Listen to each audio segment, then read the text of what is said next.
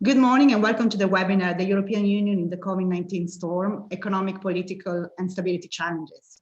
My name is Irene. I'm the Senior Fellow for Conflict, Security and Development with the IISS, and I have the pleasure to be moderating what promises to be a fascinating conversation with a stellar panel of speakers.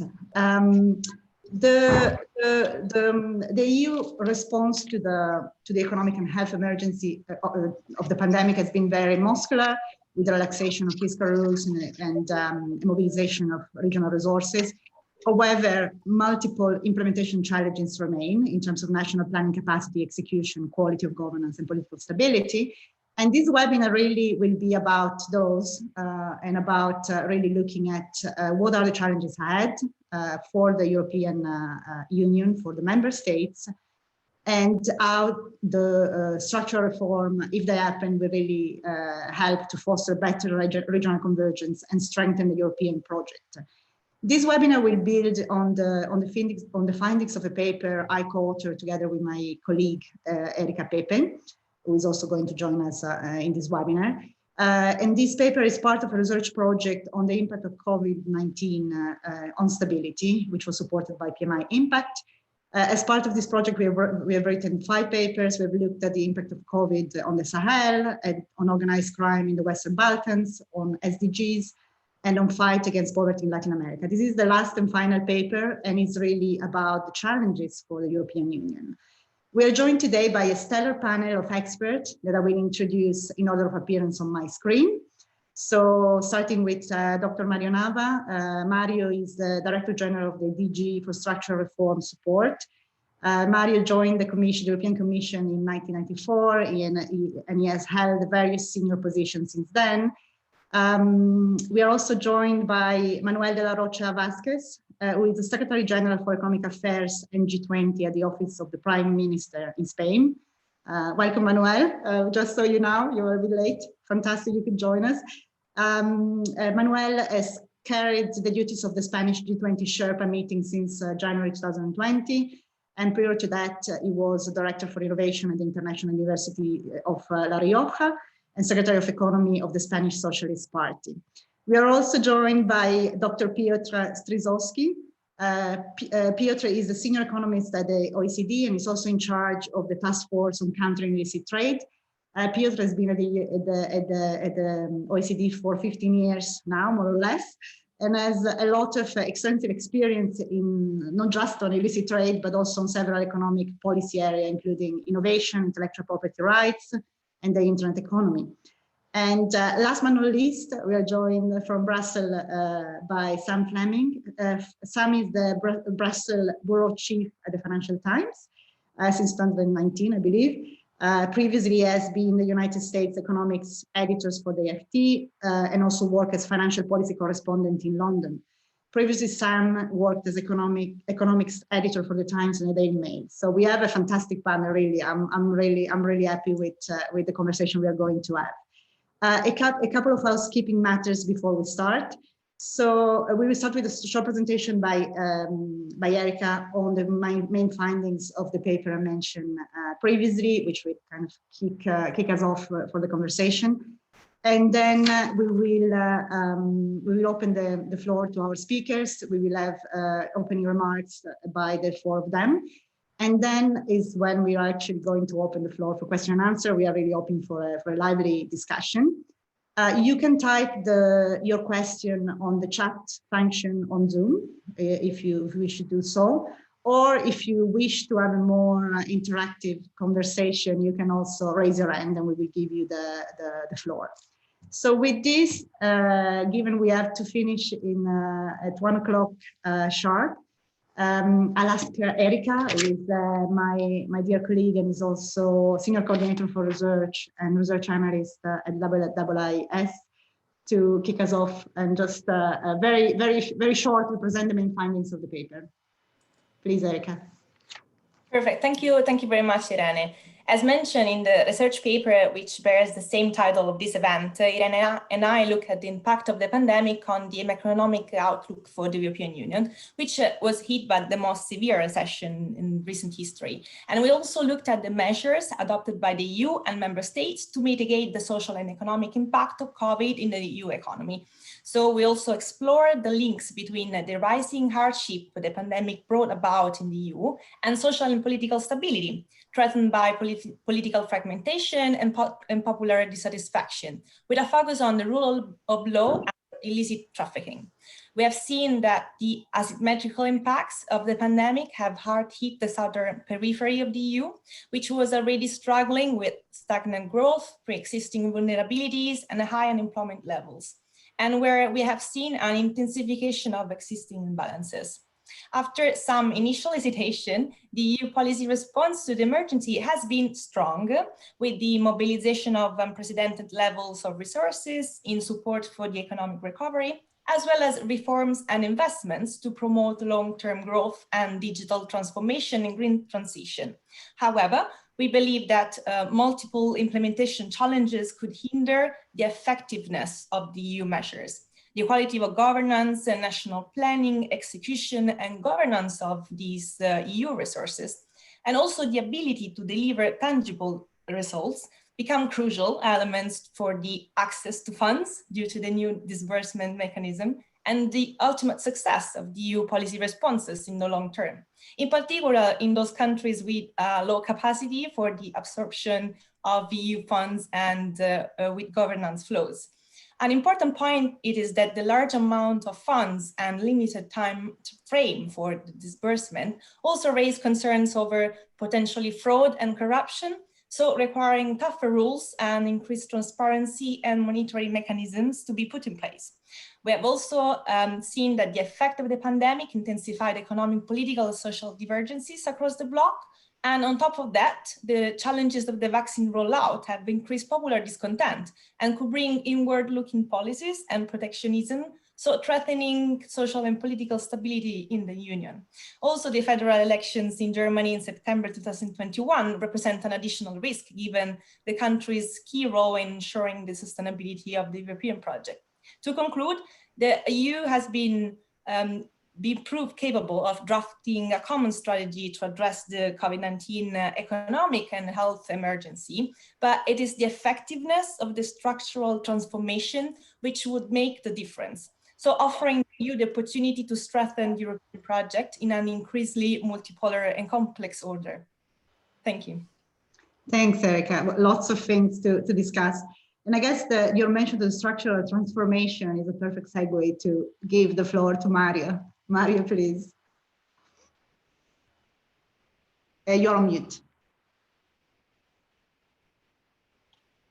Here I am. I was muted ab imperium from the host, so now I have unmuted. Okay, thank you very much. And I would start from where Erica left it, which is the point of the plan. Let's look at what the plan is, what the plan offers, and then let's look at the implementation. Well, first of all, I would say there are many things which have been completely different in the management of the crisis, in the famous crisis management. First of all, speed. Previously, it took us a matter of years. Now it took us a matter of months, if not weeks, to come to making a plan that works. The second thing that was fundamentally different is the modality. The modality of the type of help which has been given. We have been using what in an economic course you would call fiscal policy, because actually we have put on the table a massive fiscal stimulus package, which comprises both the usual multi-annual budget, which by luck was expiring exactly at the moment we were doing this, but also a specific tool called Next Generation EU, which brings a big element of change. And the third element that I really want to highlight is the change element. I mean, my president has been saying a number of times, we are not here to finance the status quo. We are here to finance the change. And we have brought about change both, I would say, on the revenue side and on the expenditure side. On the revenue side, the way the Next Generation EU money are collected is completely novel. As you know, we are issuing bonds against the headroom, against the headroom and the guarantee, the implicit guarantee that comes from the headroom, from the difference between the theoretical maximum of the budget and the effective maximum of the budget. That difference is used as a guarantee by member states for us to issue bonds. That means that, for example, we will be by far and large the largest issuer of green bonds in the world. That means we'll be able to draw the curve on all points of the curve, on all the maturity of the curve. That's what a number of people have called the Hamiltonian moment, because we have clearly entered the area of bond issue. But then I think the big difference is also on the spending, on the type of spending. I think Erica made an allusion to that, which is that we have gone for a strategic approach. Our plan is not called the recovery plan. It's called the Recovery and Resilience Facility. And the word recovery is obvious to everybody. The word resilience is important to stress. We want not only to come back from this crisis, which is the recovery, but also to be resilient and ready to stand the future crisis. So the word resilience is really the forward-going dimension of this plan, and that means that there is a large dimension for green transition, there is a large dimension for digital transition. But also the word facility is crucial. As you know very well, a facility is not a fund. A fund is something that repays the cost. A facility is something that repays the performance. And that's why making good national plans is essential, because in making good national plans, you fix the milestone and targets that you want to achieve, but then implementing them is even more important, because it's through the implementation of the national funds and the successful fulfillment of milestone and targets that it opens up the door to the monies of the facility. So that is a crucial point to keep in mind. And this is, if you want, has been said, a Marshall moment. Marshall with a purpose, because it's not only a recovery, but it's Marshall with a purpose, and the purpose is the green and the digital transition. That means a couple of things, and then I'm going to conclude. That means a couple of things. One is that, of course, we need a good and well-working infrastructure, public infrastructure, what the economists call the total factor productivity elements. And the most important of them is, of course, the quality of public administrations. We have seen it in this crisis. The public administration matters both when the economy goes badly, but matters even more when the economy is about to pick up, because that is the moment where the public administration should be able to deliver and to do in a very convincing way things that Erica was talking about: monitoring, reporting, auditing, all of that. So that is quite clear.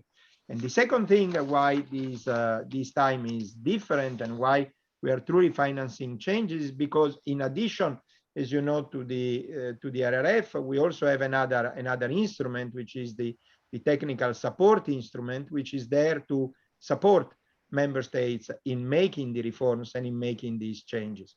We have just launched yesterday, actually, in honor of your seminar, we've just launched yesterday with member states a call for the implementation phase, and we look to member states to come back to us. So I would say there are really a number of areas whereby we have reacted in a completely different ways from the past, and in a ways that underpins the necessity to embrace change and to have a recovery which is not short-lived, but which stays there for many, many years. This is called Next Generation EU for many reasons. One of the many is that the money we look for in the market will be repaid between 2028 and 2058, and therefore they need to give a return till 2058. I'll stop it here, Irene and Erica, and I'm ready, of course, for any questions. Thank you.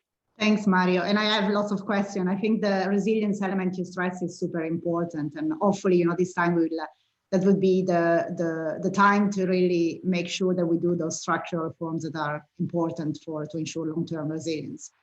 Manuel, I know you've been working very hard on the plan for Spain. So tell us what you think, or your remarks. Please go ahead. Yeah, sure. Sorry, I'm gonna just turn off the. Yes, we've been working quite hard. Let me.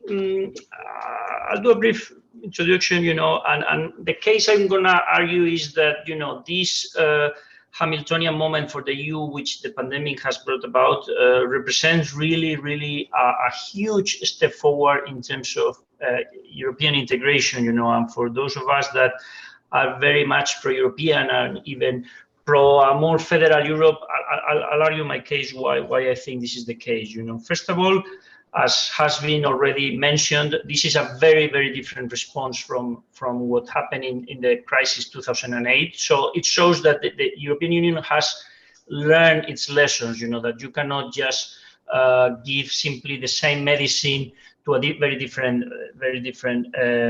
crisis. So we have a number of areas where the policy responses and policy instruments used point out to a much more federal Europe that, despite what many people think that this is temporary, I strongly believe they will remain. First, we have a swift response from the ECB, very different from the hesitations that happened in 2008. This time, despite maybe some hiccup initial, it was very clear and that the ECB is here to support liquidity and support the government.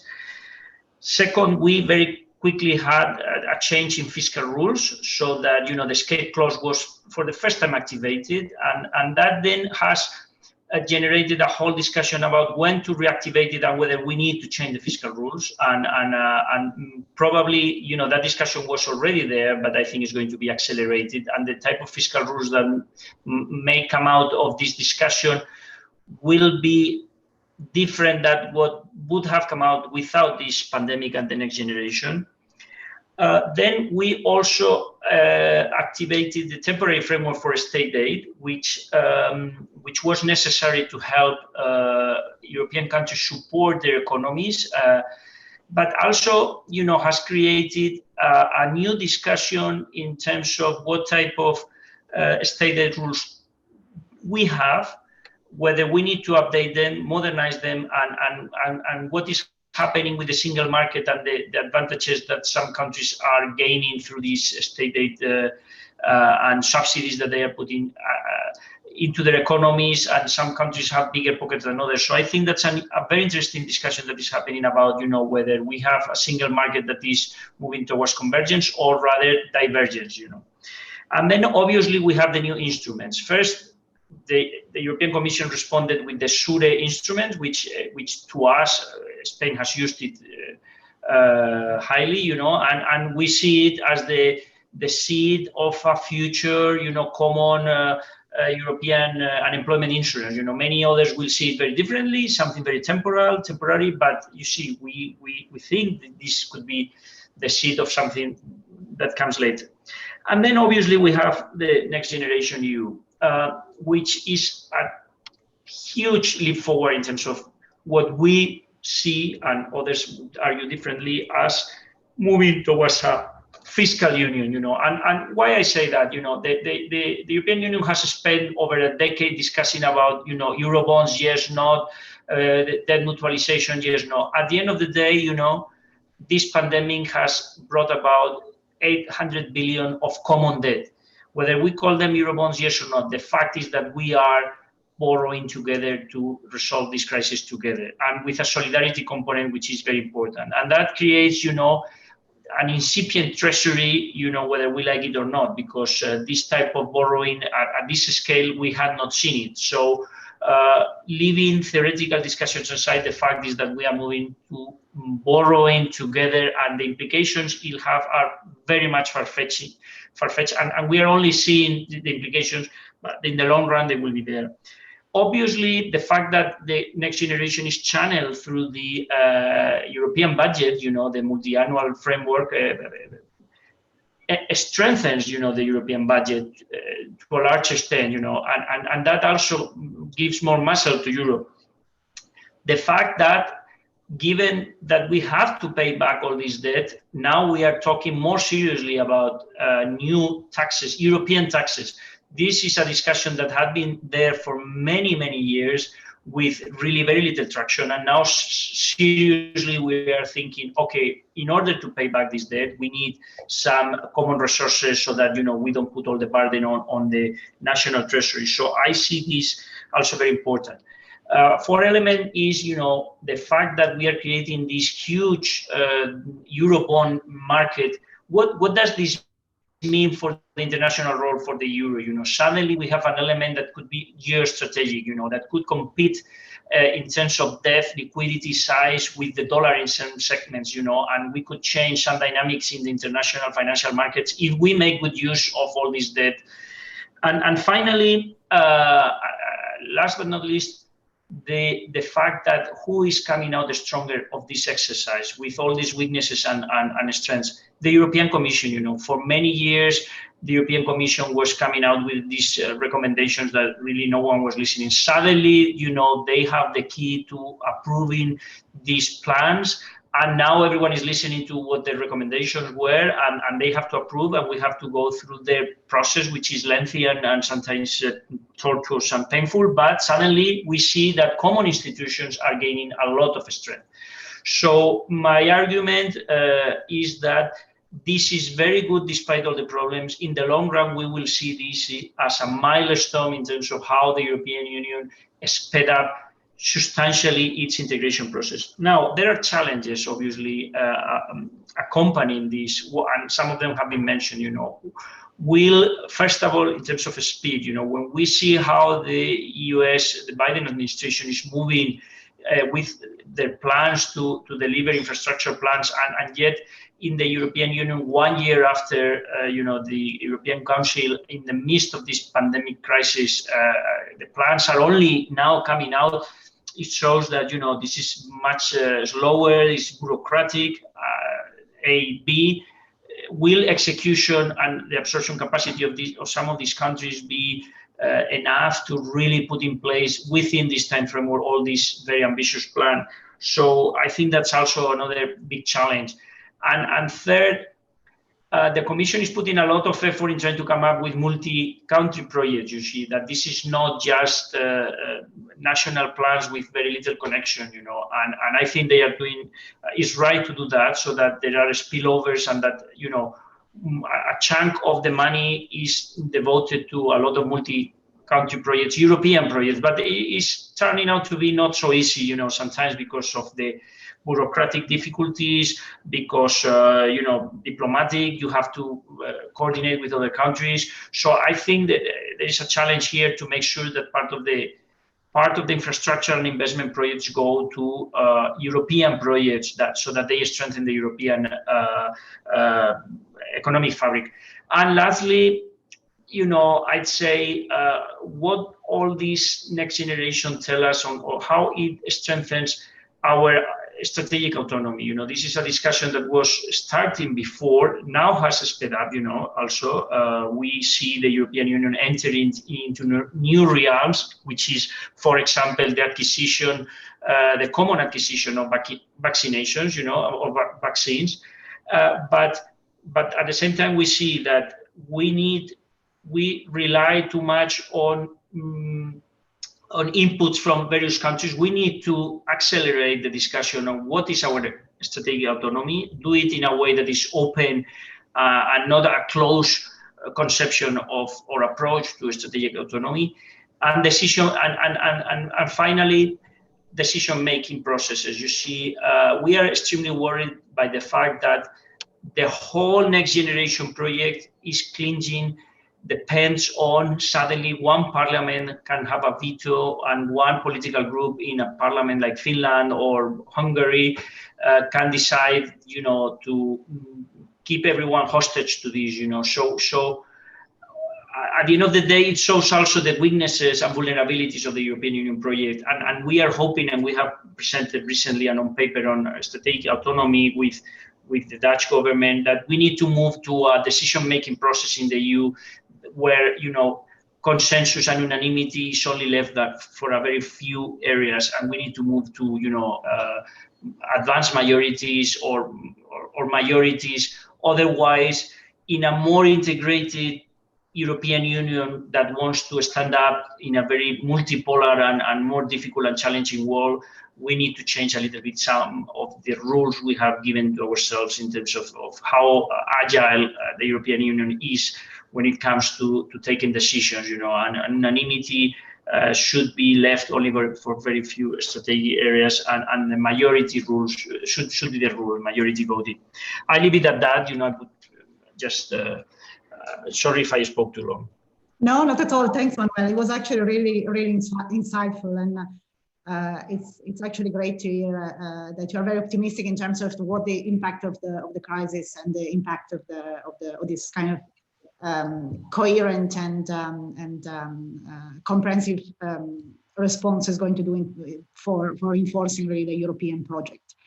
Lots of questions for you as well, but I will just ask Piotr maybe to talking about, you know, one of the challenges Erica mentioned and was also mentioned by the other speakers, really the governance, which is a big problem, and it's going to be one of the hurdles, I guess, in making sure the implementation of those plans happen. We had on the report a little spotlight on illicit trade in the age of COVID.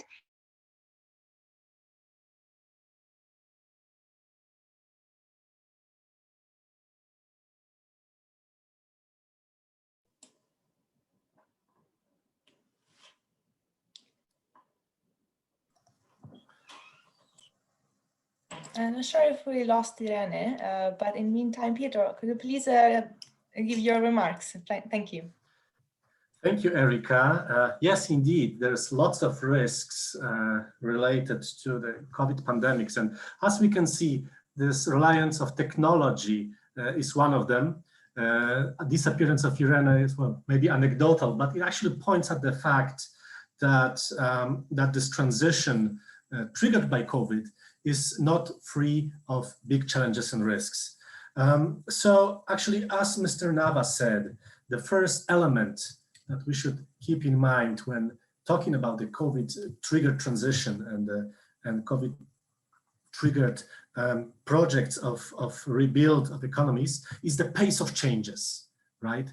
We live in a period of dramatically increased pace of changes, which is not only a challenge for effective design of policies, of governance policies, but also is a challenge for evidence collection, right? I work for the OECD organization that focuses on evidence, on data, on statistics. And what we see these days that what used to be already difficult, measuring of existing economic and policy challenges, it's been a problem, right? Today, at the time of COVID, it becomes a particularly big problem. We live in a time of changes that in the physics can be compared to Big Bang. When there's lots of dynamics in so many dimensions, it's really hard to grasp them at once. And for effective policymaking, this becomes, well, a tremendous challenge, which means that we should not only rely on, well, classical statistics, but also triangulating our findings based on dialogues, based on effective, I would say, engagement with broad policy scope, including, well, IISS, including academia, including private sector. The second element, apart from the big pace of changes, is also the degree of changes, the change element, right? We need to build back, but we will build back better, right? We need to bring some change, but at the same time, today, we see already changes happening. And unfortunately, many of these changes, well, they are challenging, right? We see some risks in today's degree of changes. COVID flames existing problems. COVID puts in a spotlight some things that have been already challenging. And of course, many of governance actions that happened yesterday were taken with a public health in mind. But at the same time, there are some unwanted consequences of these governance actions that might lead to some secondary effect that we should keep in mind when designing changes. I'll come to examples in a second, but think, for example, of closures of borders, right? Quarantine that refers often to enforcement officials or to public officials.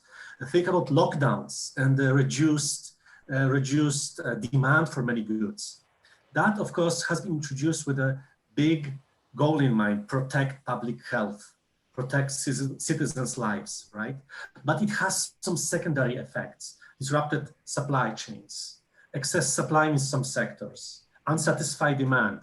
It all creates some secondary effects that we should keep in mind when redesigning governance responses. So I would say there are three elements that I would like to highlight when talking about these potentially unwanted consequences or potential areas of risk in this build back better area. And the first one is the fact that the crisis highlighted fragility or the vulnerability of existing supply chains. Before, in the good old world before, that was full of international travel, that was globalized, there was no, I would say, no borders in terms of supply chain. The term made in was obsolete. When you look at supply chain, well, think of a mobile phone, right? There was, I mean, my mobile phone says designed in California, made in China, right? Or assembled in China. But there were so many countries on its way. COVID introduces a big obstacles to such supply chain in only one good. But not only here, I mean, think of any supply chain, even such simple thing as milk or food products. Closures of restaurants, lockdowns and closures of stores introduce problems, vulnerabilities for all sectors, not only high-tech sectors like phone, but all sectors, even like dairy products. That has some secondary consequences. Think of a boom of e-commerce, right? Without e-commerce, I would have huge problems. I'm here locked down. I've been locked down with 3 kids in my nice Parisian apartments. Without big e-commerce platforms, I would struggle a lot. But at the same time, e-commerce and this fantastic boom, fantastic opportunity of moving digital introduces some problems and some risks. And here, I'm not talking about some simple risk as disappearance of our charming chair. I'm talking about big risk, for example, for enforcement of small parcels. I'm thinking about such risk as misuse of online platforms by criminals. You can think of, well, growth in online scam, growth in online fraud. These are all big challenges that we are facing today, right? Thinking about governance responses, we must think of how to address these problems so that they will not stay with us, that they will be seen as temporary turbulence to the same degree as COVID is. Think of the huge boom in containerized maritime transport, right? The recent blockage of Suez Canal demonstrated how fragile this system is. So today's crisis should be an opportunity how to redesign these supply chains to minimize these risks, not only to be abused by criminals, but only to be abused by, I would say, natural fragility. So that's the first thing, fragility of supply chains. The second risk that might stay with us, but we might think how to mitigate them, is actually the emergence of the growing lack of transparency in supply chain, right? So information is the key, but at the same time, efficiency, the huge demand for efficiency, the huge demand for speed in supply chains often puts a challenge to the quality of information, the quality of transparency. Think, for instance, of free trade zones, right? Fantastic element to enhance efficiency of supply chain, to make sure that goods that you demand today by one click will be available in your home actually within, well, less than 1 week. To do it, you needed to apply humongous improvements, not only in production, but also in logistics. And free trade zones are a great improvement on the way. But at the same time, some free trade zones become increasingly misused by criminals due to lack of transparency, right? And we see this today. There is a growing risk of abuse of free trade zones by criminals, well, in not only hard illegal smuggling with, say, drugs or guns, but also with this soft illicit trade, like think of counterfeits, think of illicit vaccine, think of illicit products that, well, people demand today, like all this sanitary equipment, medicines, not only COVID-related medicines, but all sorts of medicines. We see big surge in illicit trade in these sectors. And unfortunately, the lack of transparency in supply chains, particularly free trade zones, are elements that really stimulate this. And that brings me to the third element that we see today being a challenge, which is the quality of information, right? I'm an economist by training, and I love data. To me, hard data are the key element that I want to build the evidence on. And over the years, the quality of data, well, that we use to provide evidence on illicit trade was the biggest challenge. And today, the pace of changes puts a huge challenge, even bigger challenge on the data quality than before, right? And I see that the quality of information used for policymaking will be a big challenge for the future, for shaping right responses. And here also I'm thinking not only about direct responses, but monitoring what are the unwanted consequences of actions. But the question of data, question of quality information, to me, is much broader than only question for quality information for governance. When you think about public debate today, awareness campaigns that many governments trigger to make people alert of, for example, presence of substandard medicines. There is a growing concern, that people put it mildly, that such campaigns might be not effective unless some celebrities on platforms such as TikTok or Instagram will be engaged, right? And that puts a big issue of quality of information, quality of awareness raising campaign, quality of, I would say, the messaging to general population being one of actually the key components of success of today's governance, right? We see lots of bad information, lots of disinformation that's often purposeful. And there is many people ask themselves, how do we tell good information from bad one? So the issue of quality of information for governance making, for targeting, I would say, governance gaps, for gauging governance gaps, but also for effective delivering of outputs of policy to the public is something that cannot be overestimated. What's the lesson that I would like to highlight? Well, the first, it's something that's been said already by Mr. Nava. Quality of public administration. It's sometimes said that, well, of course, quality of public administration does matter, but it matters today a lot, given the pace of changes, given the huge challenges for quality of information. We need to have effective public administration to monitor these threats, but also to collaborate within, not only within own agencies, but also across agencies, to effectively collaborate with enforcement, with trade communities, within economies, within jurisdictions, but also across jurisdictions to learn from each other. And last but not least, of course, to collaborate with private sector. That is often a great source of fabulous information about the risks that happen today and that we should be aware of today. But with the old methods, we won't be able to detect them until, say, tomorrow. Here I'm thinking, for example, all these risks related to distribution of vaccine, right? Without effective collaboration with producers of vaccine, with logistical companies, effective governance is basically blind these days. So that can be a great lesson how to redesign these structures in the future in order to build back better. Thank you. Thanks, Piotr. It was a fascinating overview of actually the micro element as well in all this, right? Because we tend to focus on the government and on the European Commission, but there is, as you pointed out, there is also the intervention and the buy-in of other parts of the society, including the private sector. Sam, over to you. Please focus on the implementation challenges, because I don't think we have had enough of that. We cannot hear you.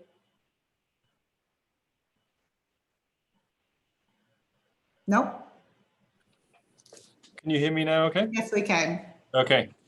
Headphone issues. Start with the good news. Obviously, if those are who fail to learn from history are condemned to repeat it, then the EU did learn, as the other speakers have said, the lessons from the crisis a decade ago, both with the ECB's bond buying program, which has an envelope of 1.85 trillion euros now, and the suspension of the budgetary rules, followed by emergency support, then culminating in the Next Generation EU program, which we've been discussing. Now, unfavorable comparisons are being made between the US and the EU when it comes to the scale of fiscal support. And the IMF recently argued in favor of an extra 3% of GDP in terms of fiscal support in the euro area. But I think leaving aside these caveats, the fiscal support is still really considerable when you think about what we're doing. And especially, as I said, compared with the story 10 or so years ago. I mean, in 2020, we were talking about budgetary support equivalent to 7% of GDP in Europe and liquidity support of 17%. So these are huge numbers. And if you think about how the narrative has changed from, for example, the Toronto G20 back in 2010, when the focus was on premature, really in retrospect, fiscal consolidation, we've come a long way. As Mario was explaining, this recovery and resilience facility is not an emergency support measure. It's about relaunch and resilience. And if you think about the risks earlier in the crisis, it was really what people were really worried about was economic divergence, most of all. I mean, after all the contractions last year in Spain and Greece, for example, were 10% of GDP. It's twice what we saw in Germany and Netherlands. So this was really a big concern in terms of the euro area's outlook. And this is why, if you look at the way the Recovery Fund has come together, it really does target the support in areas in the European Union where it's most needed. We can argue as to whether this is a precedent for large-scale borrowing on a more sustained level. This is by definition supposed to be a temporary instrument, but at least what you can say is that because it's spread out over 6 years, you're avoiding some of the cliff edge risks that you might see otherwise if this was done in a more concentrated period of time. Now, against that backdrop, I would expect we have the Commission's next forecast coming out next week, economic forecasting round. I would expect us to see a boost to the economic outlook this year for the European Union. The forecasts back in February did not include really much in terms of the Recovery Fund spending, maybe a little fragment for France, but that was it. But we've seen forecasts, for example, from the ECB that the Recovery Fund could be worth about 1.5% of GDP. We get upside from the US stimulus package, leaving aside the debate about the respective sizes of the two packages in the EU and the US. We have the now healthy pace of vaccination, or healthier pace of vaccination in the European Union. We have strong consumer confidence, and we can see that there is now upside potential in terms of the economic outlook for this year and next. So this comes to your question, really, which is implementation. The macroeconomic outlook, I think, in terms of this whole package looks relatively positive, but there is this question about how you translate theory into practice. Effectively, this comes down to implementation questions. We already had Manuel who referred to the question of absorption challenges.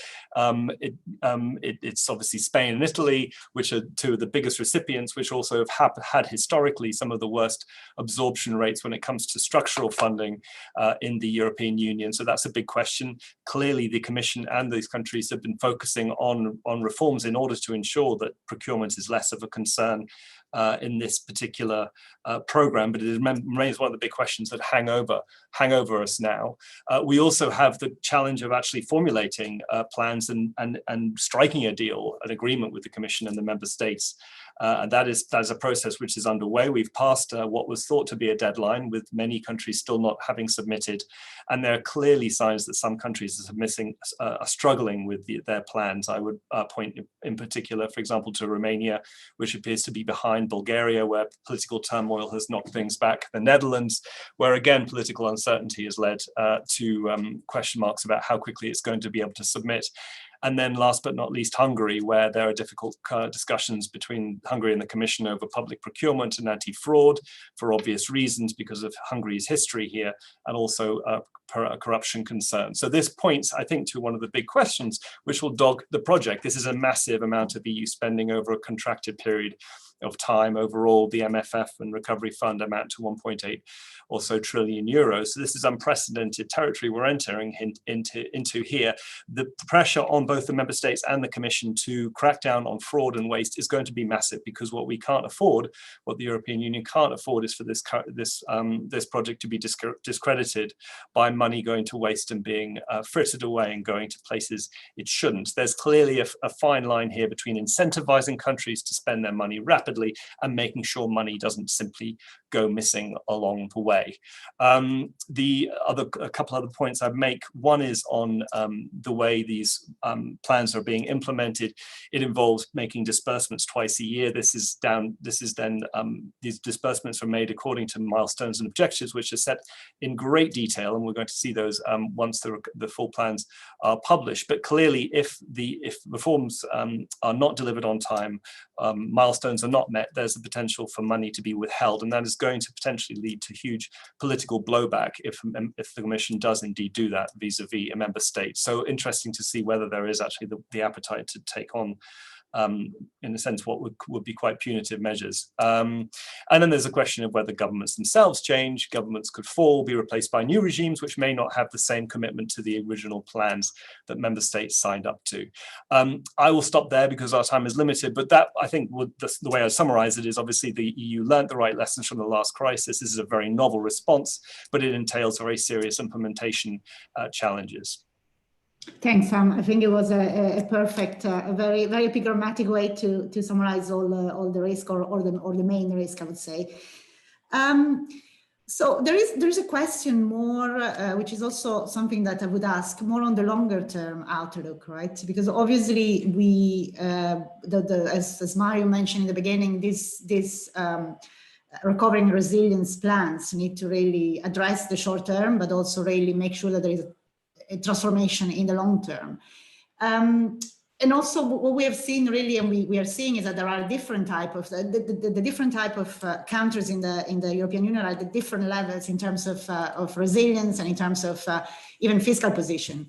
So I guess the question I would have for all of you, whoever wants to take it, is really what is going to, I mean, what are we going to see in terms of the impact of those plans in the longer term, and is it going to help, as Manuel mentioned, to really make sure that there is a more convergence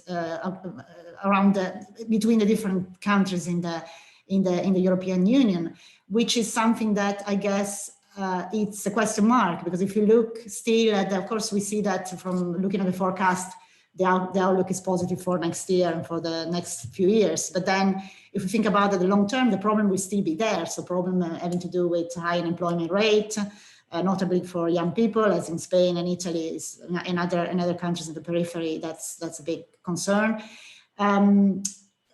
Fiscal position is different across the European Union. There's, I think, the divide between the frugal state and the periphery is still going to be there. So, what do you see? What is your outlook for the long term? What is it going to do? Do you really think that something is going to change? And is it going to in a way make or break the European Union in the long term? You want, I can break the ice and go first. This is a long-term issue. I mean, Sam said it more eloquently than me. It's not an emergency plan. It's something that is and will be judged in the long term. But with a but, is that the long term is coming progressively. I think this is one of the things we are really to explain. That's why Sam said it may be dramatic if money are withheld and so on and on. I mean, we have to understand that once the plan are adopted and approved, and the initial pre-financing 13%, 1.3 is disbursed, the remaining 87% will be in steps. So there is a progression toward that, which I think may eliminate any dramatic feature. And the question is very good, because it shows exactly that we need to think in advance. Now, antimicrobial resistance, you know, last time an antibiotic was invented was in 1984. It's about 40 years, 36 years. that there is not an antibiotic being invented. Now, science says we still have 20 years with the current one, although they are being used large spectrum. So we may need to accelerate. That means that in terms of these, the moment to think about is now. And there is nothing else to say. That's why we highlighted, that's why Commissioner Kyriakidis highlighted, that's why this is an issue we need to think about. So I think the long term is not something which will come eventually or which has the feature over famous of Keynes, is something to which we need to think progressively while we make our road to that. Thank you. Thanks, Mario. Manuel, I just wanted, given you mentioned this issue about, you know, being a key moment for the European Union in terms of really becoming more integrated. Can you expand a little bit on that, and also on the challenges, probably also from the point of view of the periphery? And I guess the other thing we have seen in our paper is that it's an important moment also in terms of the perception that people have with respect, that the citizens have with respect to status quo and institutions. So what we've seen is that obviously there is we have seen in Spain, in Italy, and other countries, this kind of increasing discontent with respect to status quo, traditional parties. We've seen lots of changes there. The European Union has been part of that, I guess, but now we are seeing that maybe there's the opportunity to turn the tide really and reinforce the European project if the implementation of those plans succeed. Manuel. Sure, very briefly. I mean, there are a lot of challenges in the way ahead, you know, but you know, I'd like to put it differently. You know, what if the European Union would have not had this response, you know, in the midst of this pandemic? You know, what would have the alternative scenario be? You know, I certainly think a lot darker. But you know, the fact that the European Union could come up in such a short period of time with such a massive investment plan, I think is historical for in many respects, as it has been said, taking into account, you know, that these are 27 member states with very different traditions, with very different political systems, backgrounds, history, culture, you know, and it took 5 days for the leaders locked in Brussels, you know, and it almost didn't happen, you know, several times. I was with my prime minister, so we should not underestimate the difficulty of having 27 member states agreeing on something that is very complex, you know. Now, I think one of the economic challenges out of all these is the levels of debt that many countries are incurring, including Spain, Italy, and in general, you know, the debt levels the EU is taking are huge, and obviously the fact that this debt will be somehow reduced over the long term depends how we make good use of the European funds, you know, and how we implement reforms that increase productivity and growth potential, so that, you know, we increase the denominator. So this is a first challenge and something we need to keep an eye, you know, on the debt that we are all incurring, because everyone agrees that we need to be more fiscal, increase fiscal spending, but, you know, it has to be well spent so that in the future we grow faster. The second thing relates to the implementation, not just the absorption, but what I think Sam Fleming mentioned, you know, is the governance of all this and how milestones and targets will be met, and to what extent, you know, the Commission and some of the member states that initially wanted to have a close look at whether the countries were implementing or not these reforms that they were supposed to do. You know, it's going to be challenging for many member states, and we could enter into a big political infighting if member states stall their reforms, and as a result of that, disbursements never happen. So I think that's something else to take into account. And then obviously the political economy of the plan at the national and European level also is playing out. We have seen already one government that, you know, was turned down in Italy because of the governance and power struggle around, the managing of these funds. In Spain, we are seeing political infighting within the regions and the opposition, going even to Brussels to request accountability for what the plans are, what type of plans are governments planning. So, but I think governments and countries need to put their insight into the long run. If we just get stuck into the petty political infighting of the day-to-day, we don't see the huge project we have ahead. For example, I'll give you, yesterday in Spain, we published the whole plan, over 2,000 pages of the plan. So the press today is just picking up bits and pieces on some increases in some taxations here, fees for roads here, some increased taxes on diesel and some things. At the end of the day, governments need to, look into 5 to 10 years plan that transform their economies, that tackle, long-standing reforms that have been entrenched there for many years, while taking care of the short run. You cannot just start thinking that this is a long-term plan that will transform and have, investments in the green and digital, which will bear fruit in 5 to 10 years.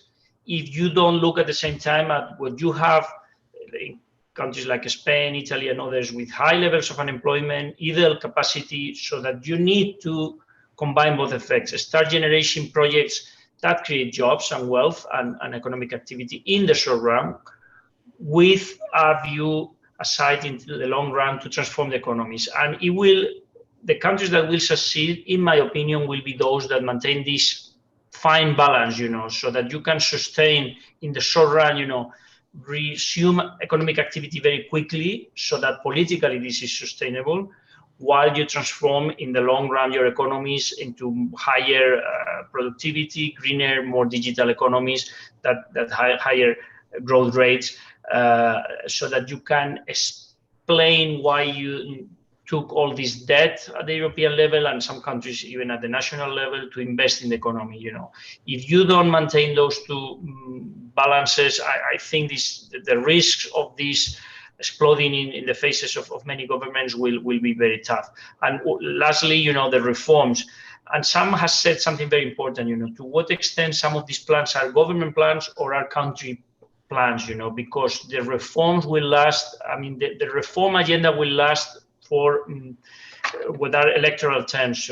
So to the extent that governments have or have not agreed or tried to forge consensus within the countries, they can come up with a lot of difficulties in passing these reforms, and the money could be withheld for them. So this is another challenge that in many countries, it will be tricky for some countries. So governments need to, have country plans rather than government plans. I leave it at that. Yeah, and I think this idea of the country plan, it's really the issue. I think that's important to think about the long term and not just the administration short term. I know that Mario needs to leave now, but if you don't mind, maybe we'll just stay for another. Thanks so much, Mario. I just had a couple of other questions for Piotr and Sam. So if you don't mind, maybe we'll take another 5 minutes. We'll pass the 1 o'clock. Sam, I wanted to see with you. Obviously, we have heard from Manuel the big issue, the big problems in terms of this kind of balancing act, short term, long term, and also the internal political game, right? Of having the buy-in of the different parties, and we've seen, as Manuel mentioned, in Italy, already a government has fallen for that. So what is your outlook? I mean, if you look at, with your experience and outlook on what's going on in the political arena as well of the European Union, what do you think is the outlook in terms of really this all coming together? Also thinking about the fact that there are elections in Germany this year, there are some countries which are really struggling. What's your outlook? Yeah, I mean, I think I mean, my outlook is that the own resources decisions will be ratified in all the countries. The borrowing will be able to go ahead. The borrowing will go ahead in the second half of the year with the big first down payment.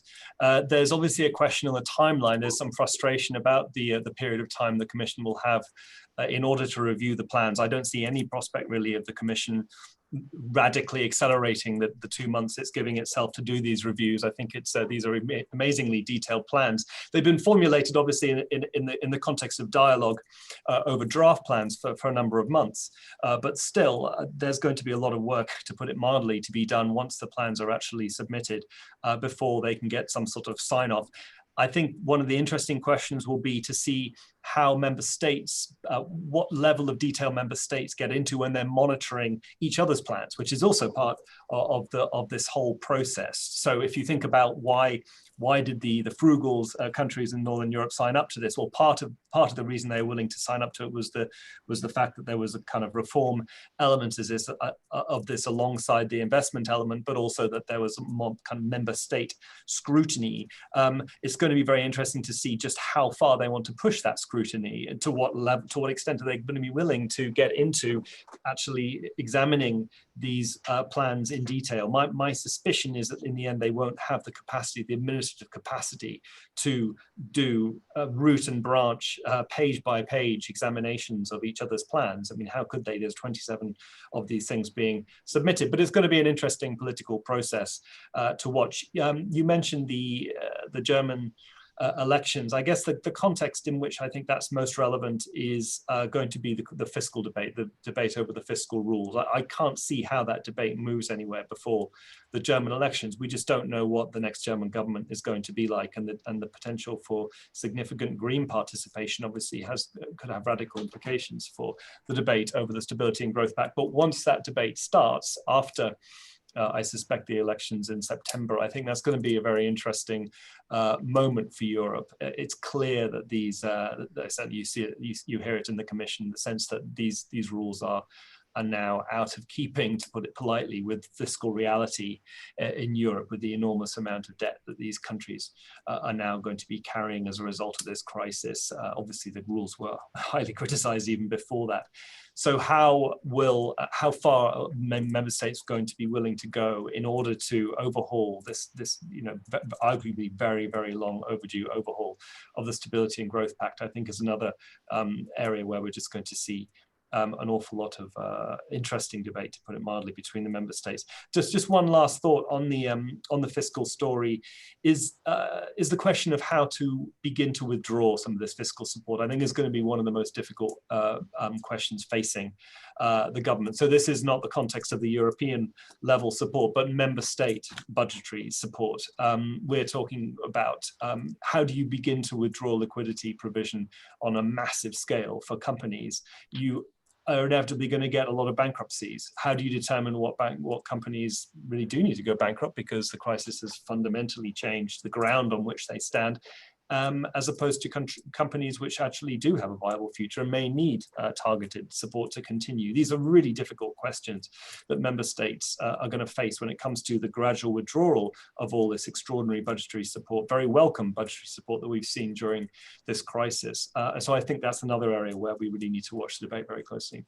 Definitely, no, and we'll lots to monitor and to follow closely. Piotr, I have a final question for you. You mentioned the digitalization issue, the e-commerce, and the fact that this pandemic has been in some fashion a catalyst for digitalization. And obviously, digitalization is one of the big plan for those plans, really, to move to a more digital infrastructure.